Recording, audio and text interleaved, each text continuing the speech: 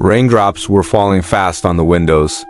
The Daniel family's new house on the outskirts of the city still had a strange sense of silence. Hannah, Daniel's wife, was sitting in the lounge making her evening tea when she first felt a slight tremor in the wall.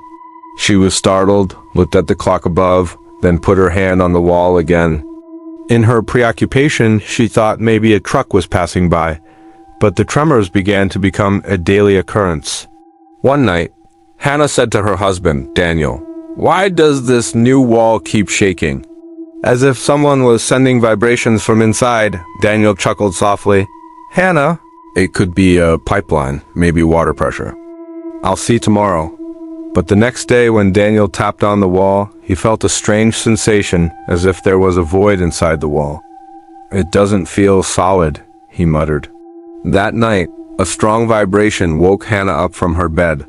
When she went to the wall, the vibration was so clear that it was as if an electrical device was running inside the wall. "Daniel, this is too much." Hannah's voice was filled with panic. 2 days later, they brought in a local laborer. As the plaster fell off while they were breaking the wall, a small, old black mobile phone flashed inside. "What is this?" The worker was surprised. The phone was not turned off. Its screen was giving off a faint light as if someone had just used it. Daniel picked up the phone. There was no passcode on the phone. As soon as he opened the gallery, the color of both their faces faded. The date was 2 days ago. In the video, Hannah was standing in the kitchen making tea. The same angle, the same clothes, the same movements. Hannah's voice trembled. "This? Who recorded this? Where's the camera in our house?" The phone had dozens of videos of their daily lives, nights, Hannah sleeping, Daniel talking to the children, all those moments that only he saw, no one else. Who was watching us? Daniel gripped the phone tightly. There was no number inside the phone, no contact, no SIM card, just videos. That night, the whole house was restless. Hannah put the kids to bed early, but she lost sleep herself.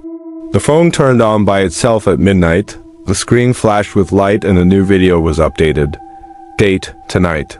The lounge looked empty in the video. The camera moved slowly towards the wall, the same wall that had been broken. Then the scene suddenly changed, as if someone had come into their bedroom, and the camera slowly began to lean closer to Hannah's bed. Hannah screamed and backed away. Daniel smashed the phone on the floor. "This is no joke, we're contacting the police." The police came, surveyed the house, checked the internal structure of the wall. No camera, no wire, no machine was found. It's possible that a previous owner had installed a camera in this house. But how did the phone get into the wall, the officer wondered. But no one had the answer.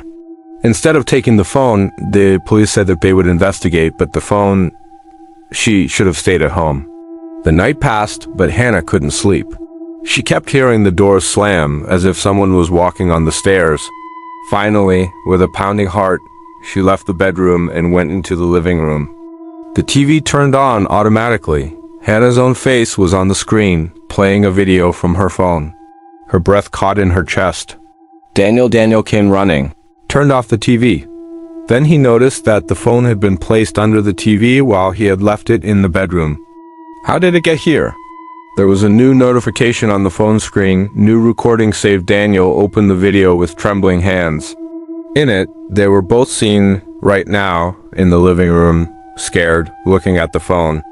Then there was some movement in the phone recording. A dark shadow was standing behind them. But in reality, there was nothing behind. "We can't do this. It's someone else." Hannah grabbed her head. Then the phone started ringing, but the speaker on the phone was off. The sound was coming from inside the wall instead of the phone. The wall began to shake again. Daniel picked up the hammer and broke the wall again, this time revealing another small open box, a dark cavity as if someone had made it on purpose. Inside the cavity was another phone overbroken. Decayed, and behind it was something else, a piece of human bone wrapped in cloth. Hannah screamed. A human was buried here. At that moment, the phone number appeared calling. Daniel. Daniel's hands started shaking. He received the call. A voice came, but it was not human. From another world, heavy, instinct breaking. We saw how you buried me. Your life is now mine. The phone automatically hung up. Daniel looked at Hannah with a wet forehead. We didn't bury anyone. This is a lie. An investigation began into the previous owner. It turned out that the house had been taken from a family a year ago whose head was arrested for murdering his wife, but the body was never found. Hannah's life went out of her legs. That woman, that same night, the lights in the house started to go off. The phone screen lit up. The last video played. In the video, the woman was imprisoned in a dark room, scratching at the walls, moaning, screaming, and a voice in the background. If no one alive can hear, the walls will. The video ended. The phone went black. There was a tapping sound from inside the wall, as if someone wanted to get out from inside. Hannah ran out with the children. Daniel came after, but the door automatically closed. The lights in the lounge turned off, only the phone screen was giving light. The video went live. In the video, Daniel was seen beating himself on the door, screaming, but no sound was coming out, as if this house swallowed sounds. Then the phone automatically turned back to Hannah. Live recording on screen. In it, she was seen standing outside holding the children, fear in her eyes, but on this screen, an empty shadow was standing behind her, which was not visible in reality.